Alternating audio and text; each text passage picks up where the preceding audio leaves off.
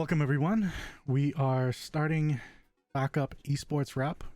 First episode, the new season of season 7, but first episode for 2021. Welcome back everyone. You missed our last episode that we did. That was on MOAR Tech. That was last Tuesday, which is normally when we run Esports Wrap. And we're going to be switching it back up to those days and hours starting next week. That being said, I just wanted to make sure everything was good on the live. We have a number of topics to talk about today. The first one being the FGCOC, and I'm going to jump right into this. For those that don't know what the FGCOC is, it stands for the Fighting Game Community Codes of Conduct. And yes, there's technically FGCCOC, but that's just a little bit too many C's right up against one another. It just became FGCOC. Now, for those of you who know me, you may already know that, and I'm saying this as the first thing, is that I'm a part of the FGCOC. I am actually part of its code committee. I'm a part of its inclusivity and diversification committee. Hey, oh, JEI Chairman, what's up? Hey, twice. But yeah, so this whole thing, to give a little bit of a backstory, this started back in June 2020, last year. This was during the whole scandals of sexual abuse of people, from going after minors to men going after women, and women going after little boys, and just a whole lot of it was almost every week there was some new scandal in, mainly, like Twice is saying, the Smash community, the Smash Brothers, Super Smash Brothers community. And unfortunately, it didn't actually really start there. It started from years before within the fighting game communities, from back when we had arcades, just from gatekeeping to just a whole lot of issues.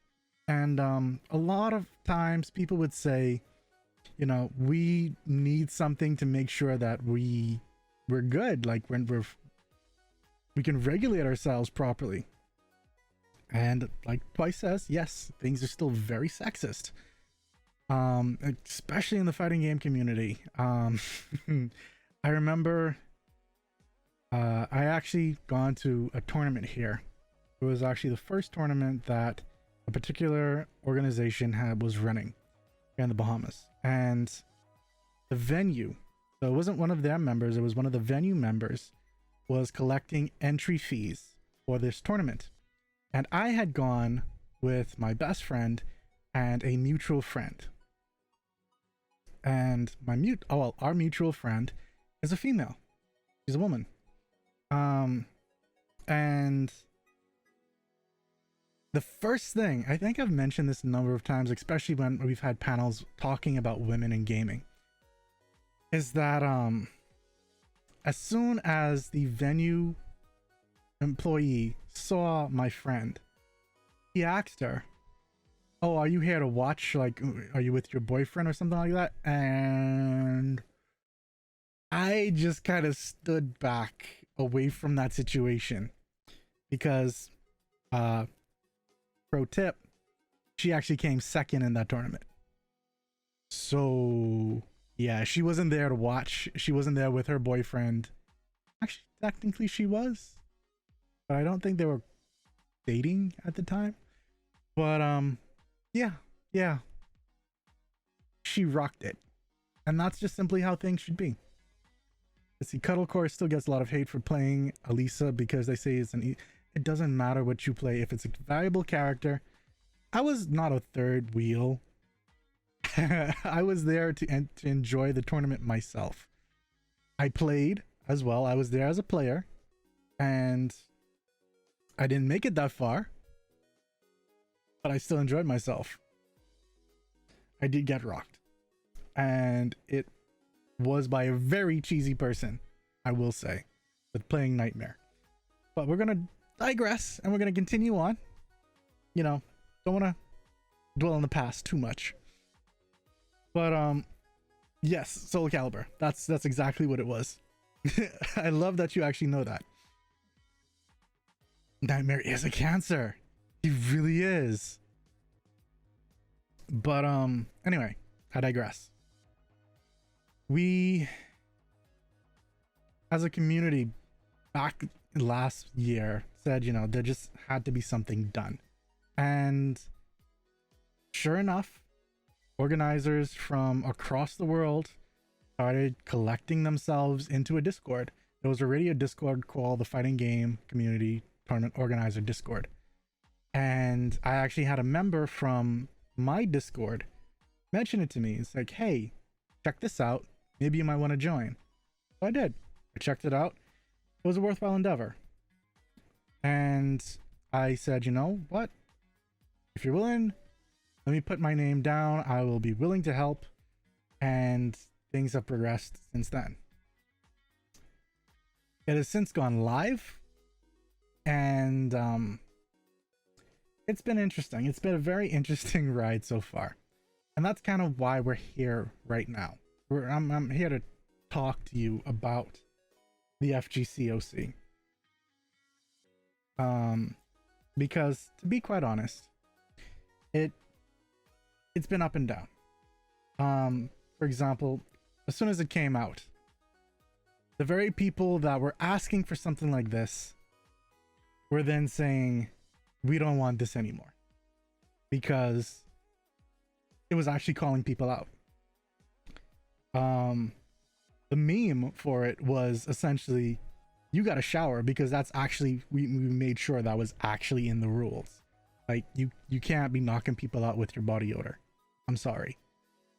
Like, that has actually been, for those of you that might be laughing, that has actually been a legitimate, like, offense when it comes to some people playing games. Like, they will raise their arm up when they're doing badly just so their opponent gets a good whiff, and it distracts them just in that split moment so they can get in that extra hit or something like that to then turn around or break the combo or whatever it is. And it's, I mean, even regardless of that, I don't want to be next to someone who smells like they were probably in their mother's garage on a treadmill for the past 5 days and haven't taken a shower as of yet, haven't changed their underwear or anything like that. It's just nasty. No, thanks. That's aside from the fact that a lot of conventions already, just because of the sheer mass of people that normally go to them, there's a term that we call con crud. It pretty much just refers to the fact that you went to a convention and you feel like crap because you're sick because of the convention.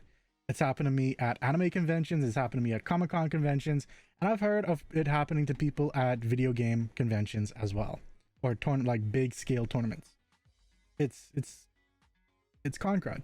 And we just prefer not to have it. So that was the meme. That was the big meme. But the one that really got people unhappy was the fact that we called out no racism, no like homophobic slurs, no this, no that, the next. And people felt like we were gatekeeping. And it was more a matter of, oh, well, now we have to follow these rules and we can't be ourselves. And this is going to detract from the community now because people are going to up and leave because of, you know, they can't be themselves, this, that, the next. And the point of it that everyone was asking for is just to have a set of rules where we can be ourselves without fear of having someone abuse us or take advantage or cheat or, you know, just all the stuff that made what happened in 2020 horrible, and just try to get rid of that. So if you sexually harass someone, you're out. Let's see. If being yourself entails being racist or homophobic, then you shouldn't be a part of the FGC, in my opinion, says Twice. Personally speaking, and this is me personally speaking, and I think this goes for a lot of tournament organizers as well, I agree. Unfortunately, there are players and tournament organizers that will disagree. And that's just the sad fact of it. So, as an example, there are some people that I know, even here in the Bahamas, that at said tournament that I mentioned earlier, were trying to pick up women, talking about women in not so great ways, or they may speak with that more privately, and I will just be there, and it's very hard not to say something. But for anyone that I am around when it happens, I just double check with them afterwards and I say, hey, are you okay?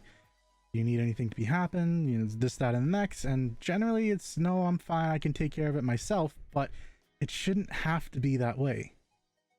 And it's disappointing, to be quite honest.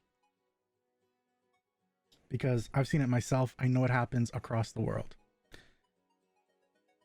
Not just in the States, not just in like Europe or anywhere. Like it just happens everywhere. And again, this is why the FGCOC was made. Things like that.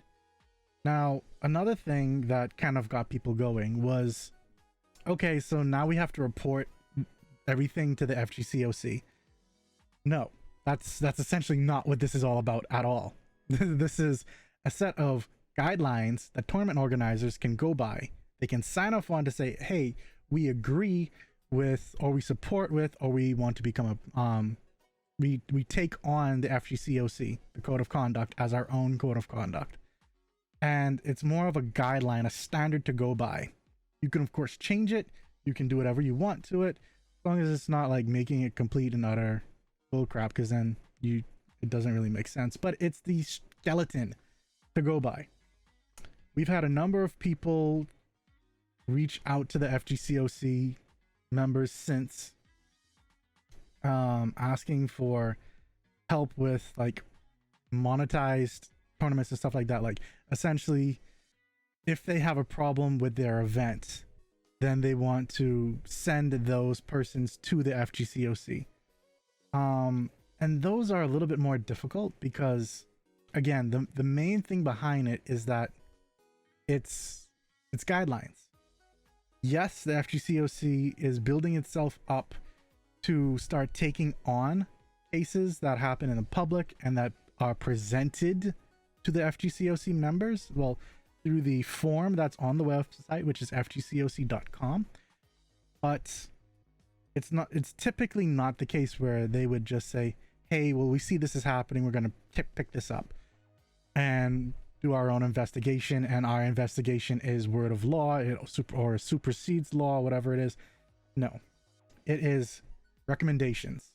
So if our investigation committee, for example, pulls up all the information that they can and then goes up to the code committee, which is where I am one of the members of, that then that uses that evidence essentially, or that information, checks it against the codes of conduct that we have and sees how it exactly it falls, which is very similar to what another organization called the Esports Integrity Commission, so ESIC, runs their stuff, but they are more for the bigger leagues and stuff like that. They're not just for everybody, where there's like homegrown standardized guidelines, that kind of thing. No, these are federations, these are leagues, these are the big boys.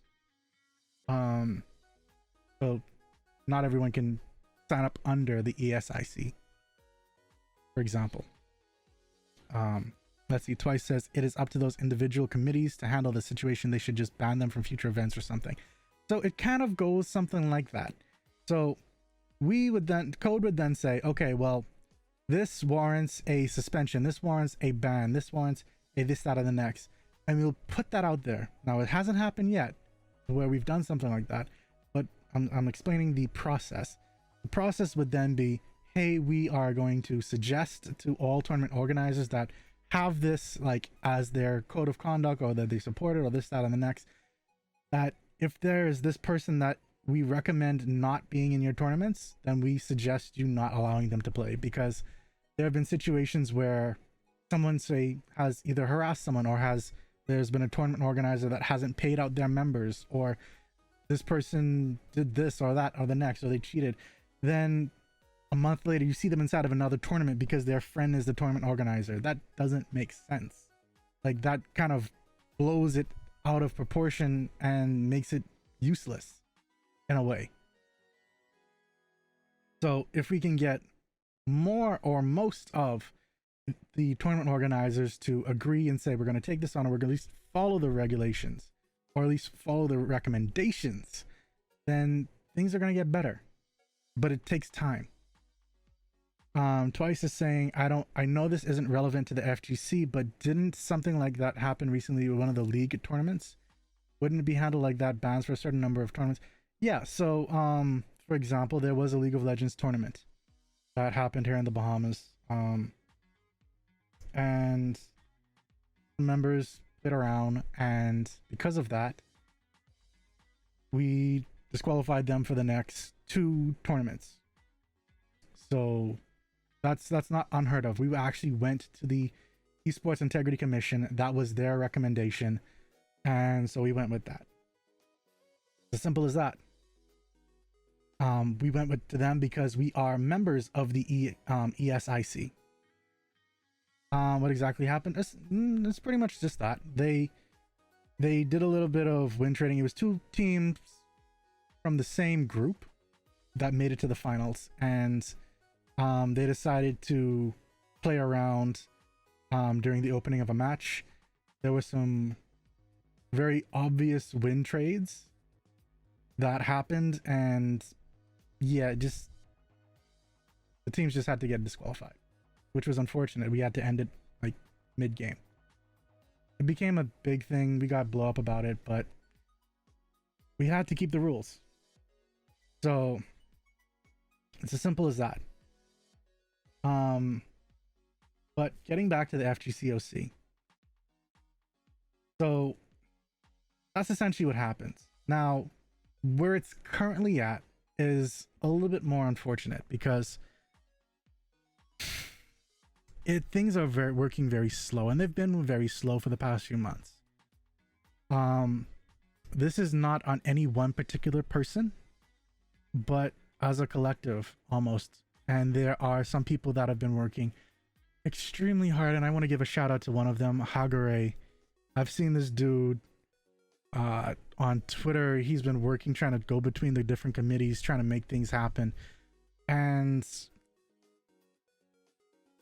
like, I love the effort that he's putting in. I feel like he's burnt himself out at times. Like, I've seen some of his Twitter posts saying that, you know, he's there, and then he'll take a break, and then he'll come back, but you can't run it with just one person. And so that's one of the concerns that I have, because that's kind of what happened with the Super Smash Brothers committee as well. Like, they disbanded in 2020. They reached out to the FGCOC committee to take over things, and there were a few conversations about that, and we're still not sure if we can take that on just yet. But maybe once we have things more structured, finalized, and then we move on in the future, we can start taking on those matters as well. Because quite honestly, it would have taken them, from what they said, about 10 years to go through everything that would have happened in the Super Smash community just from last year alone, which, yikes. And then you're kind of putting that on the entire fighting game community, which goes from everything from Smash. Yes, we include Smash as fighting games, Gundam, Super Tekken, so on and so forth. That runs the whole gamut. That's a lot of games. That's a lot of different communities. Even Gundam is inside there. And with that, we have people quite literally from all across the world. But one thing that's unfortunate, and that even I saw an article that came up from Upcomer that just came out, I think, on the 25th of this month. So that was on Sunday, by Alexander Lee.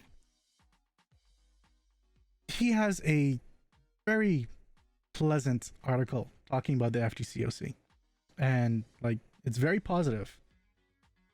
The only thing I really have to say about it is that I wish he didn't focus one of the last parts of it to say quite literally, and regardless of how it fares when the in-person tournament scene returns, the FGC has already been endorsed by dozens of tournament organizers across the United States, the United Kingdom, and Canada. For those that aren't aware, I'm in the Bahamas, which is a part of the West Indies, though we get classified as part of the Caribbean. And I know there are a number of us that are from other places as well, like Brazil, like Colombia, like yeah, we can kind of go on with that, but we apparently didn't get any kind of mention with that. Ooh, that is a long one. Let's see. We'll get to that in just a moment, Dr. Noel. But this isn't just something that is like that, and I wish we had more people, and I think it's going to happen in the near future where they open up the Discord again, and that's what we're currently working on, getting things up to a certain point where we can open up the Discord to allow more tournament organizers to say, hey, we want to help, hey this, hey that, and give more of their feedback so we can become a better FGCOC. And that's the whole point behind it. We're not trying to gatekeep, we're not trying to do anything negative, we're just trying to make sure that this is done right. Let's see, Dr. Noel says, recently there was a 242 Warzone tournament and the host supposedly lost his power and canceled the tournament and extended it for a whole month rather than a week later.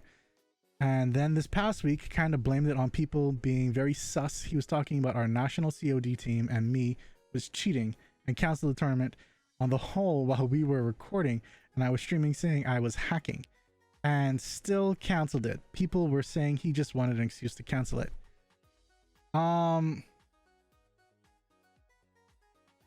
Honestly, you guys have played against Jamaica, you guys have played against Colombia, and there have been people that have said that some of you have hacked during other games aside from those. Like, they're not saying that in those games, but from what we can tell, for the most part, that's not really the case. Yes, it's a little bit harder because you can't necessarily tell these things all one-on-one, especially in something like Warzone, because there's no overlays. Like, you can't see, you as the organizer can't see through walls that easily. So you're not really a spectator like that. You can jump around, sure, but the views are different. But I digress, and I think I know which organizer you're referring to. I'm not going to call names or describe or anything like that, but honestly, I don't know. They've never reached out to the Federation. They've never reached out to me.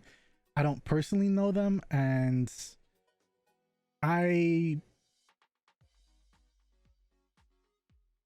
there's not much I can really say on record about it.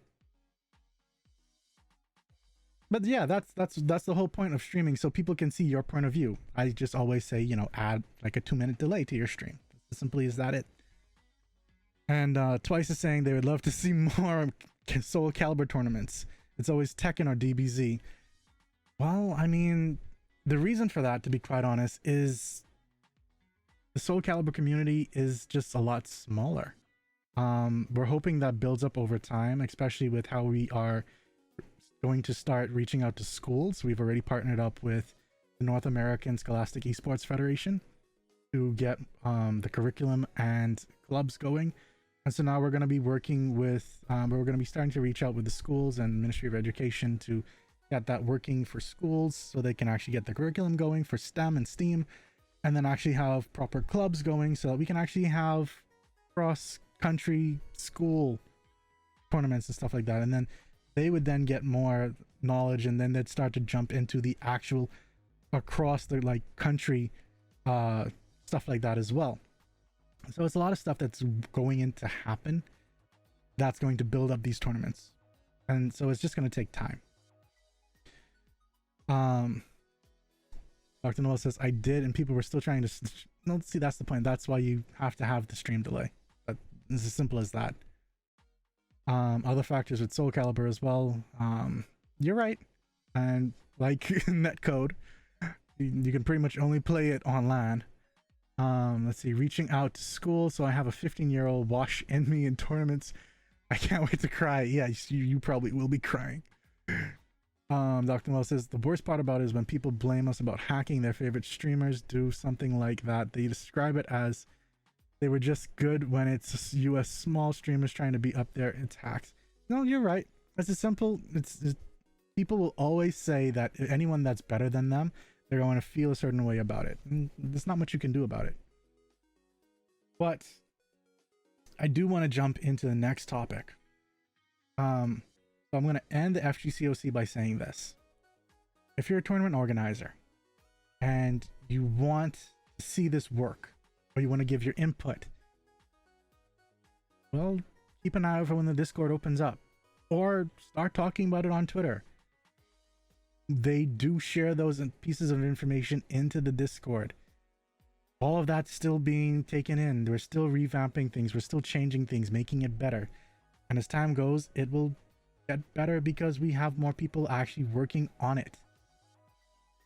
And once we start taking on the cases, we're going to need help. We're going to need people to actually do it and put in the effort and the time. We just simply don't have enough people. And it's unfortunate, but it's needed. But for those people that feel butthurt about it, I mean, sorry, not sorry. I know there's been a lot of people saying when Fightgate took up the FGCOC, like, a lot of people now are very concerned that, you know, it doesn't apply to like Brazilian streamers or this, that, and the next, where people are using different languages. No, here's the thing. Fightcade, you have to report it. Then it goes through the Fightcade staff, which is still limited staff. That doesn't come through to the FGCOC. They're just using our code of conduct. That's just simply how it is. Now, getting into the Olympic virtual series. So for a while now, people have been talking about the Olympics getting esports, and there's been the whole conversation, should esports be in the Olympics? And we've had esports during Olympic games like the Asian Olympics. We've had Intel, which was supposed to have had Street Fighter and Rocket League just days before the Tokyo Olympics, but then COVID hit, so that got postponed. And I know when I spoke to Intel last year, they were still hoping, this is when things were getting pushed back later on in 2020. They were still hoping that it would have opened up back in 2020 and that they could have started back up again. But I don't think that really, once that didn't happen in 2020, I haven't heard anything about it since, and I haven't really reached back out to them about it. But I don't think that's going to happen for this upcoming Olympics, especially since it's happening in June. So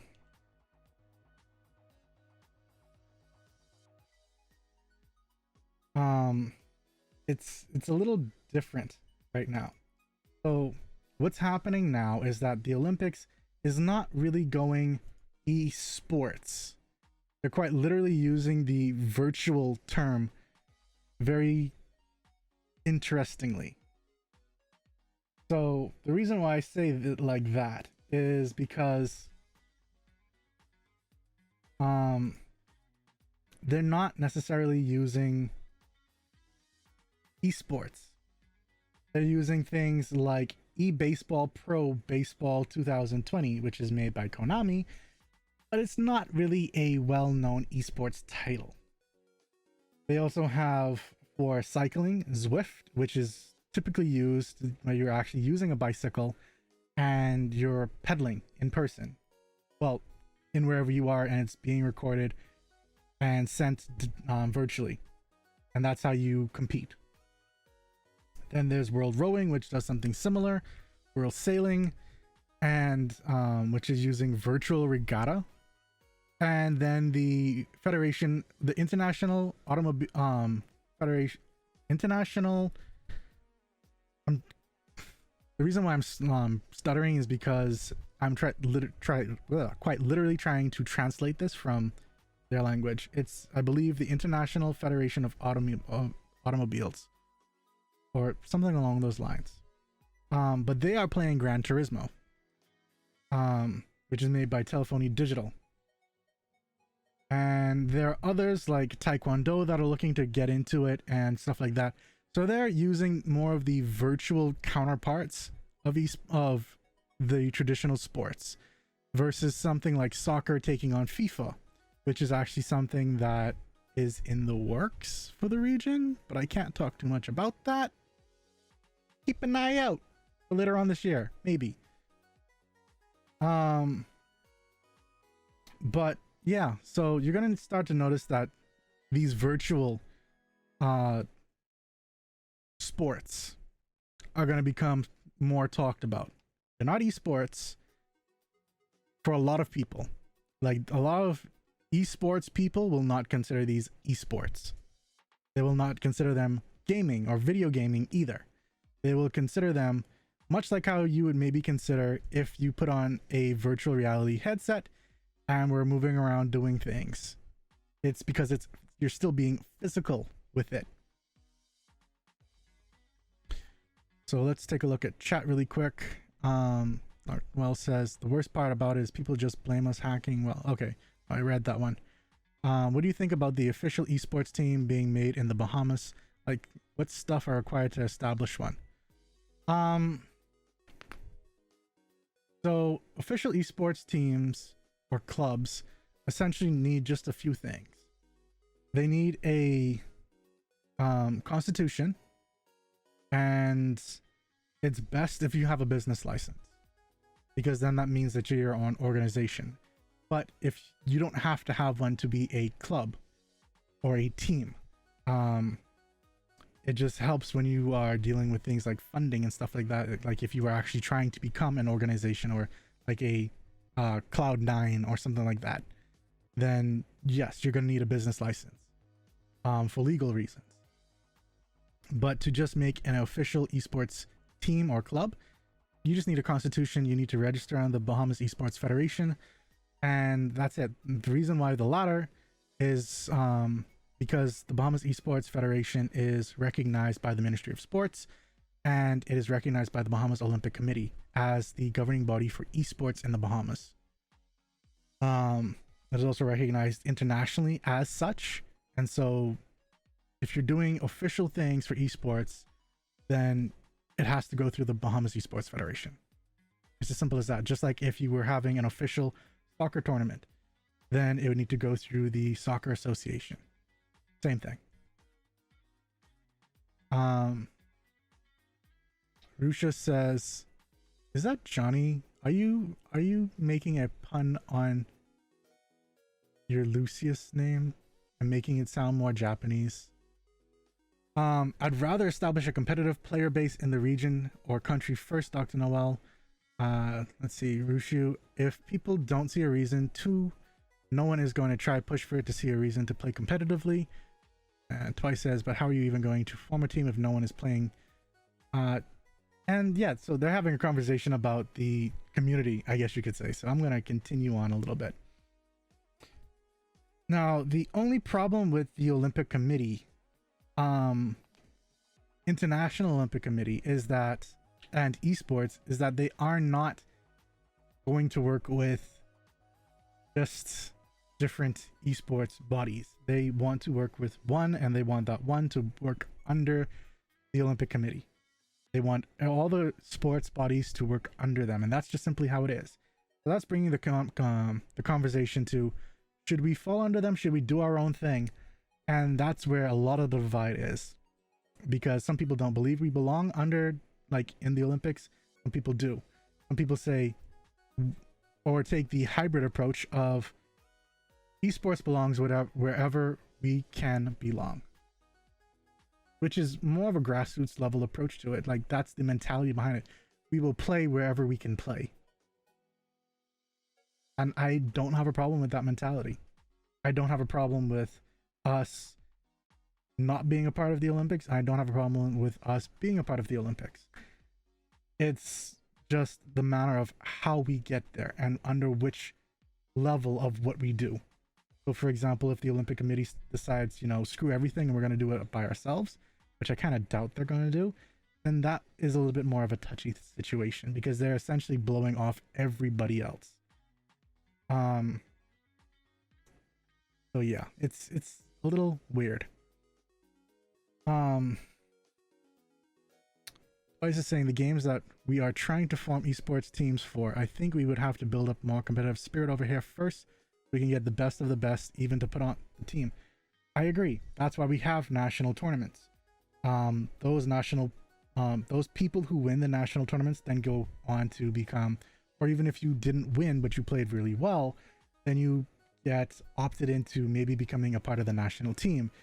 If you become a part of the national team, you get to play against other national teams or players, and you then get the chance to represent the Bahamas or whatever country that you're in on a regional, international level or worldwide level. And it's as simple as that. So for example, last year we had our Tekken player go against different Tekken players in the region, and if they had won, then they would go on to play against the persons that would have made it out of their regionals to play on the worldwide championships. So it's kind of stuff like that. And then they would have made whatever prize money, you know, that's also a thing. So yeah, and you're right, it takes time to build up that community, because while we have a community here, not everyone is super competitive, not everyone knows about it. We still have people coming inside the community saying, I didn't know other people gamed, like, and then they're surprised because we have like 1,600 people inside the, like, our personal like country Discord. And it's just like, we're here. And so now it's just trying to get the message out there to get people to come and play these online tournaments, because COVID, because now we can't have in-persons like that. There are still places or organizations or groups that will try to have in-persons, and even in the States it is still a very touch and go situation.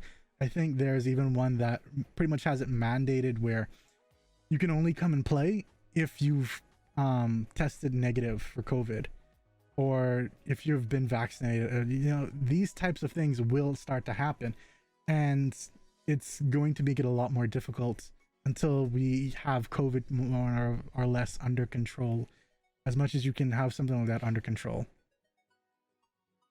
So yeah, not much you can really do in that regard for right now, other than playing the games that have good netcodes and waiting for your favorite games to eventually get good netcode.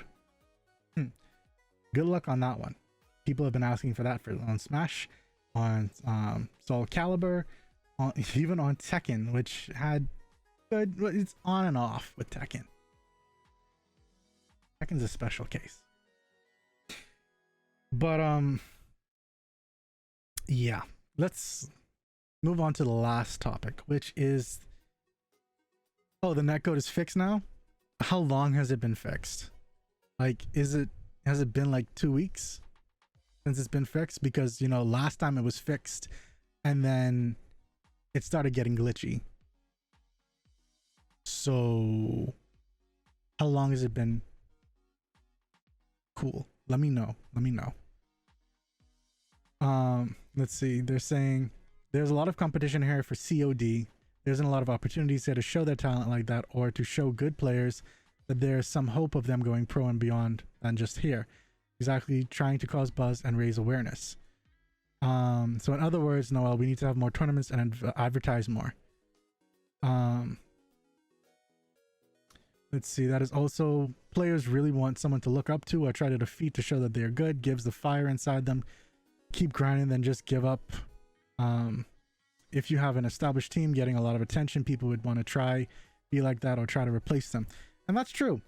So for example, when the national COD team for the Bahamas came out and we beat Jamaica, we had members from I shouldn't say members from Jamaica, but people outside of the official team for Jamaica said, you know, they would have destroyed us.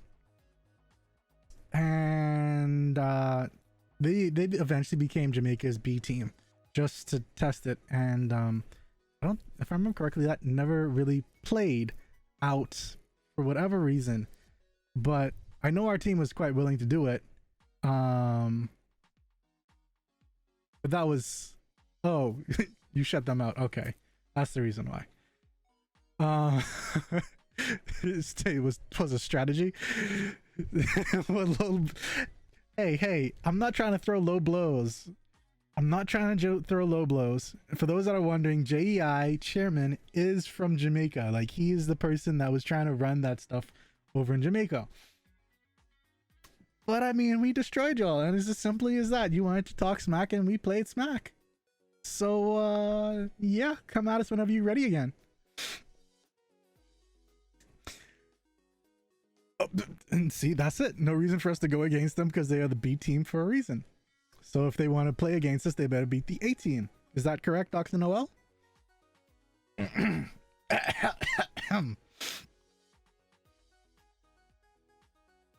Oh, you thought you were playing against bots. Wow. Let's move on to the thing that disappeared within hours. Quite literally yesterday. Well, not yesterday, but on the 27th. So this was on Tuesday. A post was put out by the Esports Certification Institute and garnered a lot of interest from across the full-on spectrum. People that were giving it praise and people that were calling it out for being complete and utter bullcrap. So let's get down to it. Essentially, the idea for it was, and I'm going to quote their Twitter initial posts. We are excited to announce the launch of Esports Certification Institute, a public benefit corporation created to foster professionalism, promote meritocracy, and increase diversity and inclusion in esports. ECI was created to give another path to esports for industry hopefuls. Traditionally, getting hired in esports has sometimes been more about who you know rather than what you know, not as a function of corporate maliciousness / hiring manager nepotism, but as an unfortunate result of two smaller problems colliding with one another. And they say that a new esports listing often gets hundreds or thousands of applicants within days, and that it's infeasible for many companies to go through all of the applications, let alone interview everyone. Pause. For starters, a lot of these interviewing things, they run them through a script anyways to filter things out. So let's just keep that within mind. Not all of them are going to even make it to the hiring manager. As a result, some people get ignored, and having previous experience is heavily prioritized because it means that you know what you're doing. Plus, it's extremely hard to test for deep knowledge of esports in the hiring process. Holistic knowledge of esports is important because the industry changes frequently. Surface level knowledge doesn't prepare you to adapt to things. Adapt when things change. And that they're trying to solve this problem, and that their goal is to ensure that the exam is reflective of what people at the top esports organizations want in junior employees. They got a bunch of fairly well-known advisors, people like esports attorney and partner at ESG Law, Krista Hinder, Cloud9 advisor, and Enlight founder Eunice Chen. I'm going to talk about Enlight in a little bit. Esports and gaming personality Sean Day9 Plot, Evil Geniuses CEO Nicole LaPointe Jameson, FlyQuest CEO Tricia Sugata, Cloud9 VP Donald Boyce, Genji CEO Chris Park, and Bitcraft Ventures founders partners Jens Hilgers, Scott Rupt, and Malte Barth. I think I got that last name wrong. I apologize.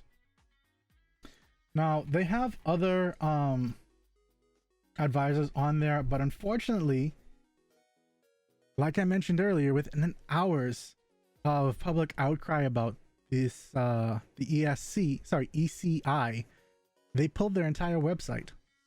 Like they made it where you would need to log into WordPress to gain access to the website, and even if you do that, it's locked to particular members.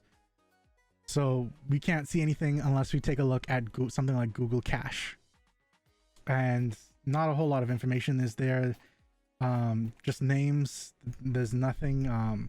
They have links per person, but if you click on it, it just takes you to home/attachment, the person's name, but it's taking you to the live version of the site instead of the cached version of the site. So it's still asking you to log in, so you can't really do anything.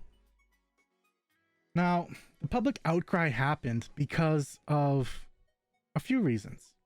The first one is that, oh hey, it's yet another gatekeeping thing that's happening where people have to, get this, spend $400 to get resources and have access to a test that you get the certification from. The test has issues because for the most part, all it's really asking you are some general stat questions, some math, and basic level stuff. And a lot of people didn't feel like it was worth $400. Like, they have certifications that you can spend $200 for and get more information from and a more worthwhile experience from, because you're not really learning and you're not really gaining anything from it. And who's to say that this $400 piece of paper is going to be accepted at places, because now it is becoming something that is pay to win essentially. And that stirred up a lot of negative feelings in people. Exactly.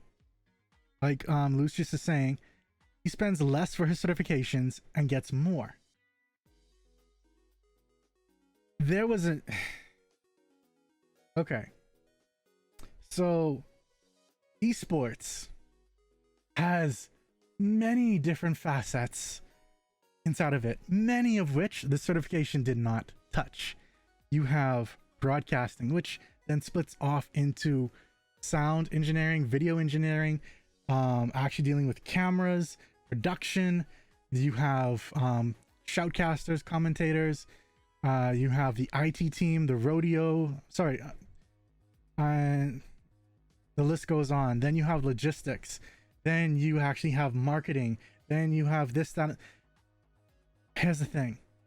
People pretty much came to the conclusion that, you know, instead of going for this generic $400 piece of paper that doesn't really give me the experience that I need to do my job, why don't I just either one, go and get a certification and say something like marketing or video editing or this, that, or the next, where I can then use that and take that information into esports and use it inside that little niche that I want to use it like, which makes sense. And then there's the other people that are like, well, why don't I just intern at one of these companies that are looking for interns so I can get the experience and then get a few years of that, and then I can move on into a bigger role, maybe in the same company or another company that's bigger.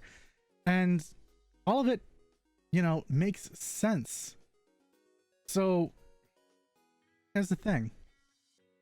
Hours afterwards, they pretty much came up and said, you know, let's see. It kind of started talking about they had a tweet storm, and I'm gonna go over it because after everything was said and done by the community, they had a lot to say. And no, they weren't necessarily trying to scam people, because from what I've understood from some of the advisors, one of which I know from Enlight, because I'm a part of Enlight, and I said I'm going to talk about them in just a little bit. So they're one of the advisors, but at the end of the day, Esports CI or ECI came back and said that this has been humbling. First of all, we thank you to the entire esports community for your feedback. We read through every response / retweet, and we were lucky enough to also engage in dialogue with some of y'all. We hear you. We have plenty to fix and much to iterate through. TLDR, we're pausing all new signups for the certification exam and refunding all payments for test signups to date and study guide donations. Additionally, we're going to rethink how we want to solve the problem of nepotism and bad hiring in esports. We started ECI in order to provide additional routes into the esports industry for those who needed them. Over the past 10 years, we saw firsthand how people would hire their friends over competence and alienate new talent from getting into esports. Nepotistic hiring is real. Just to reiterate, the goal of ECI has always been to help create additional paths to entry into esports, not to gatekeep. I'm going to start skipping over some of this now because, like I said, it's kind of long. Specifically, it's for those who need to showcase their esports knowledge but haven't been able to do so. Additionally, our intent was and still is to provide fee waivers and scholarships, which they were posting about before they canceled everything, to those who have financial need and want to break into esports. We also hoped that with the public benefit focused sponsorship / fee waiver model, we might have been able to fund every person with financial need. We messed up. We needed to communicate this model better. They did not do this well at all. They should have had this in the initial posts. They came back and then said this was a thing. That was already their guillotine that happened way earlier on, and they were too slow to really catch on to that. But anyway, they said that we've heard you loud and clear. The certification exam in its current form isn't it. We're pausing and going back to the drawing board in order to retool everything. We're also here for you. We want to help you on your esports journey, so keep an eye out for an email from us. Our advisors got on board with us because they see the problems with hiring up close every day. Every single one of them has poured their hearts and soul into esports. And they decided to take down the exam because we want to help. Anyway, yeah, it pretty much starts to reiterate some of the same stuff. So to break it all down, here's the thing. Something like this isn't needed in its current form, for a number of reasons. One, the fee's too high, and you should have mentioned the scholarships / free waivers from onset, because that would have made things a lot easier for people to swallow. Secondly, how is this working with schools? Because you have places like NASEF, which I mentioned earlier on inside the episode, which is the North American Scholastic Esports Federation that deals with middle and high school level stuff. You also have NACE in the North America Collegiate Esports, which is also partnered up with NASEF. And neither of them I see on this. Well, saw on this. You don't see IESF, or which is the International Esports Federation. You don't see the Global Esports Federation. You don't see any like governing body or person or group that essentially is building itself to help people across the board like that.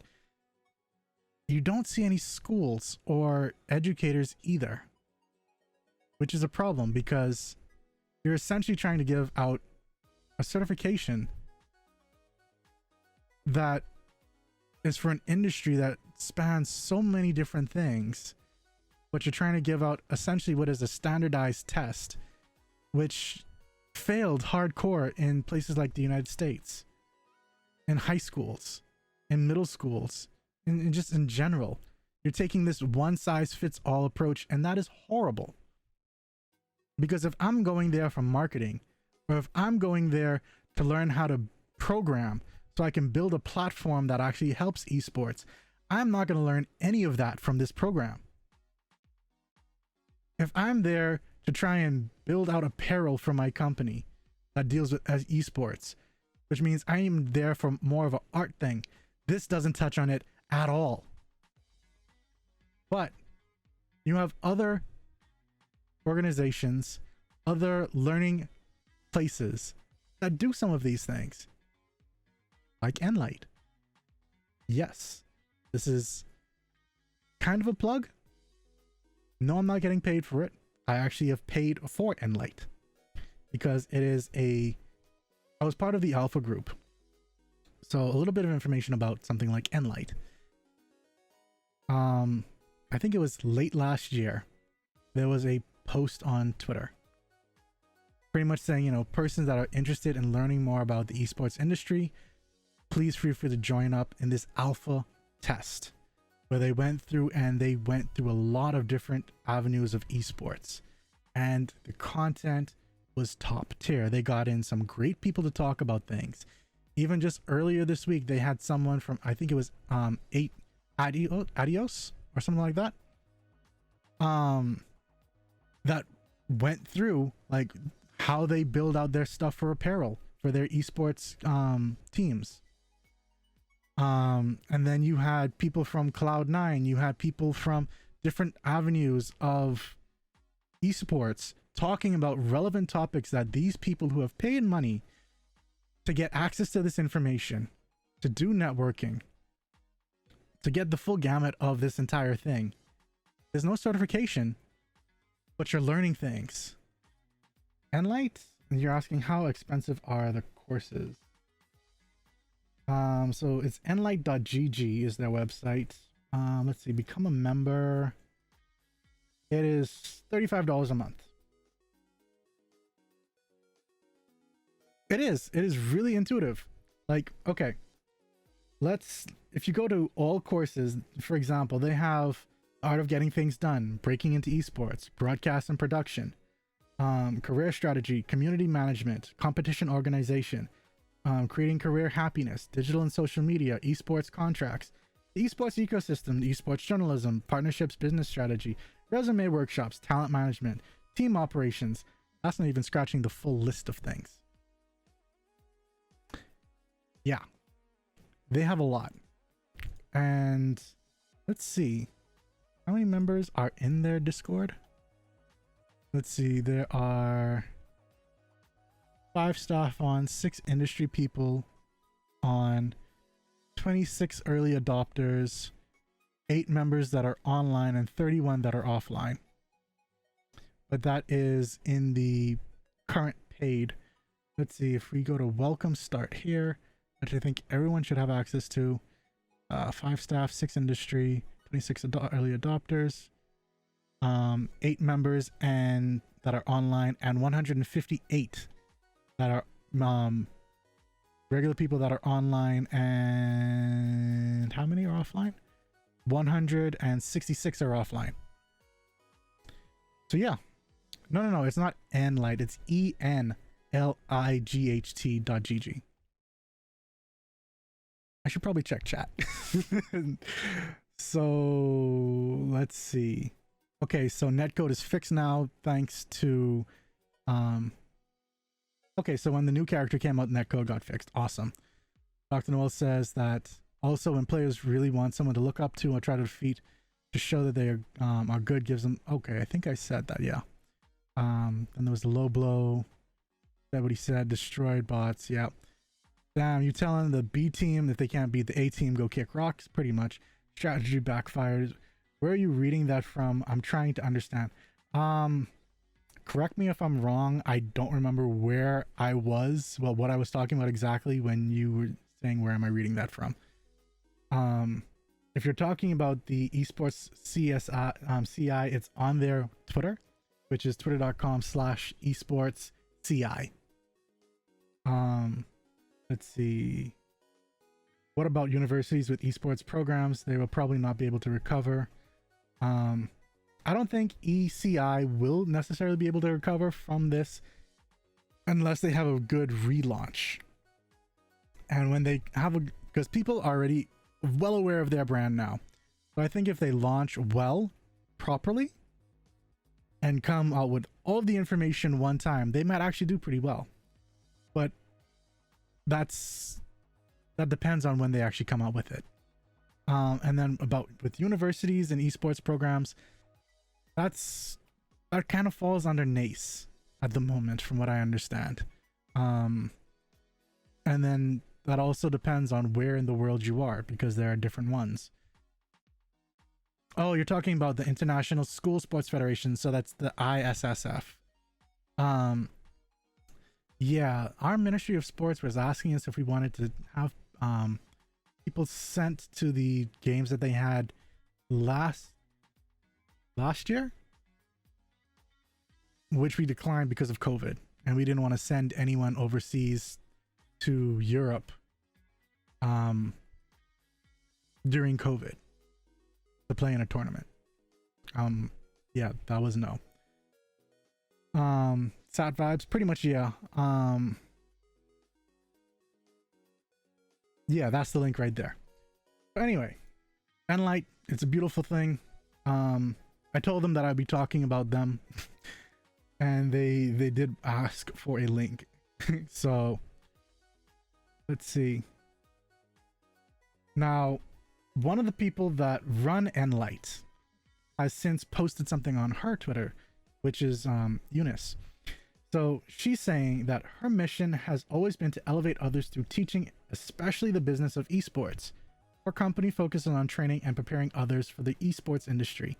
In addition to masterclass membership, the $35 a month, we're building specific tracks for hands-on learning.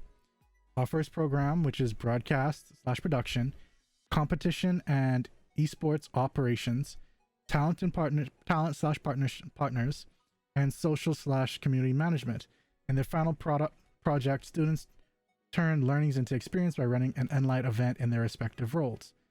That's their kind of thing on how they're planning on doing it. Now, this was just posted today. Actually, she posted that at 6:01 technically.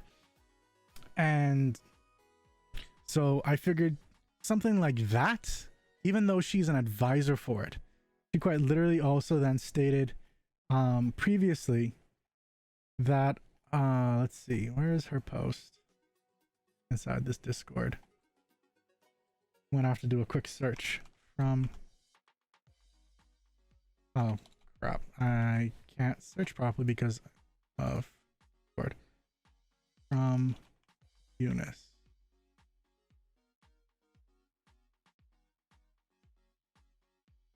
Okay, so she's saying that there will be a standalone program that has its own instructors and staff and coordinators, especially the event side, and members will have a discount for sure. So that's something on top of the regular membership.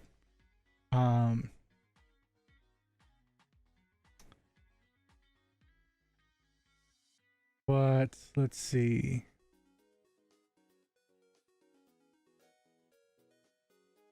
So she said, quote, I'm on the advisory board for the ECI. I support the intent and know Seb and Ryan to be incredibly well-intentioned in building this. I think it's easy to take it at face value and judge it as Twitter is doing, but it's fair in that any test certification, it needs to be respected / recognized by the hiring managers in that industry. They've done a fantastic job in getting several hiring managers on board. It's just a matter of seeing if there's a market mass in execution from both the hiring end and the test taking end. I imagine it will take time, and I know Seb and Ryan are both working hard to iterate and make things better through the feedback. So that's her feedback from it, as from an advisory standard level. So yes, they may come back, and they may come back with it right. But to do that right, you can't have this one size fits all. You need to do it something like what Enlight's doing. You need to have it where they have different tests or different classes or programs or courses that touch on the different facets of esports.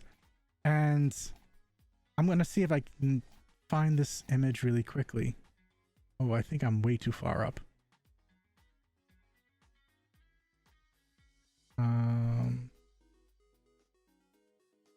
Yep, here we go. So, copy link. I'm going to throw this up on my screen really quickly. So, where's browser? browser.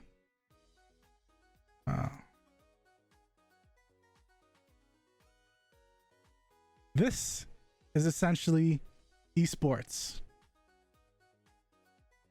You have entertainment, education, administration, business, sales slash marketing, digital, communication, information and technology, broadcast, events and organization, media, performance optimization. And then that breaks down into so many more things. So for example, administration breaks down into legal and financial. Those then break down into other things. Business breaks down into human resources and commercial. Sales and marketing breaks down into product, advertising, trade, merchandising, licensing, sponsorships, that kind of thing. Communication and sales marketing goes into digital, which deals with social media, community management, traffic management, web designers, artistic directors, and so on and so forth. Then you have communication, which goes into PR, international communication, content editors, and creators. Then you also have event organization and information technology going into broadcast, like I mentioned, but information also branches off into network architects and technicians and light engineers and sound engineers and software architects. Broadcast goes into live TV producers, TV management, broadcast managers, content analysts, stage managers, security engineers, so on and so forth. Like it goes on, and this will just get bigger and bigger as the industry goes through. So yeah, having this one size fits all thing was never going to work. And I'm surprised, I am very surprised that places like Cloud9, Evil Geniuses, Genji, like these people are on the advisory board where they should know this stuff, because they quite literally are big name teams. Granted, they don't hold the events typically themselves, but they should know some of the stuff that goes into what happens. And so my question is, how much information was actually taken from the advisors for something like this? Who all did they really reach out to? Because obviously it wasn't educators, because they would have told them that they need proper courses. Obviously it wasn't people who run these like big events, because they would have known that there's a lot more to it than just stats and numbers and basic information. Yes, it's for the junior level, but also at the same point, a junior level certification that's $400. Yes, you can go and apply for a scholarship, but at some point, remember, you guys said that there are thousands of applicants for a job. How many of those thousands of applicants are you going to give a scholarship to? Honestly, how many of them will you check their emails to really and truly see whether it's worthwhile to give them a scholarship? Or is it just a situation of send an email, here's your scholarship? To which point, why even make it a cost? Why not just make it a donation thing where, you know, pay what you can? Or why not partner up with something like Enlight, which has these courses that they come up with every week? Like, I can look at my calendar right now and let's see.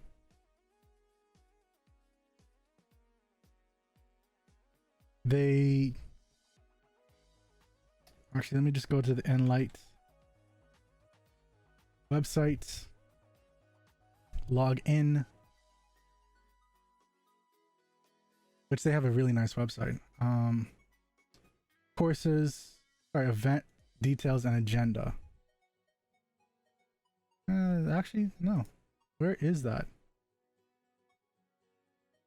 I know they had like a calendar, but I'm not seeing it. That's weird.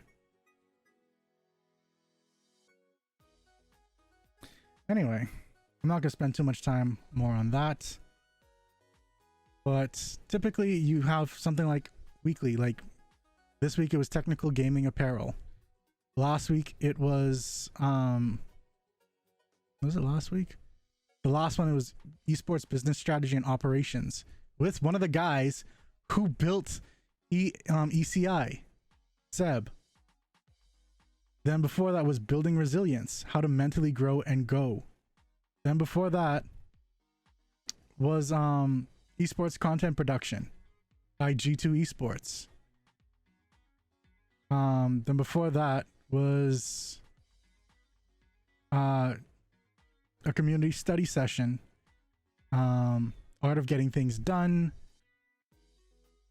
personal brand building. You know, it kind of goes on. If you are working with someone like that, then it just makes sense.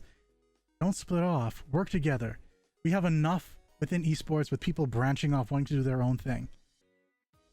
It's about time that we start working together to come together and deal with this as an industry where we have, yes, it's a $1.1 billion industry, but at the end of the day, we're still very segmented and we're not being efficient.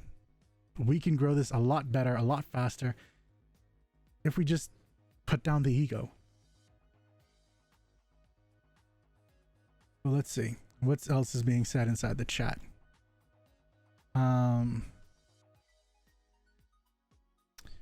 Do you think anything recently going to happen for Valorant, Call of Duty?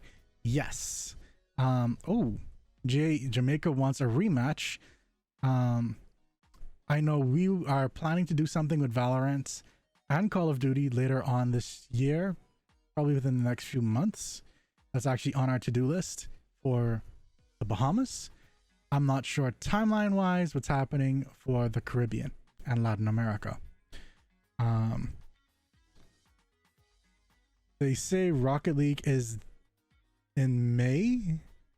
I haven't seen that, unless that's the Jamaica thing that's happening. I am not 100% sure where you're coming from with that. And hey, welcome to the stream, Nicolas Cage. But yeah, so that's essentially it. It's been over an hour now that I've been talking, and I've covered my points. I just honestly hope that they come better than before, and that they come without the same mistakes, and that they've learned from this, actually learned from it, because they had people that I'm sure they could have worked with, who I'm sure told them, hey, why not let's partner up on this? And while, yeah, they say that, you know, some of the advisors have good faith in them and trust them and stuff like that, I just don't see where it made sense them doing it the way they did. But that's just me, and I'm on the outside. But us on the outside are the ones that are actually making the complaints and having a problem with this, and that's the ones that you're also trying to get on board onto your program. So can't be in a closed bubble, an echo chamber, whatever you want to call it. So yeah, it's unfortunate.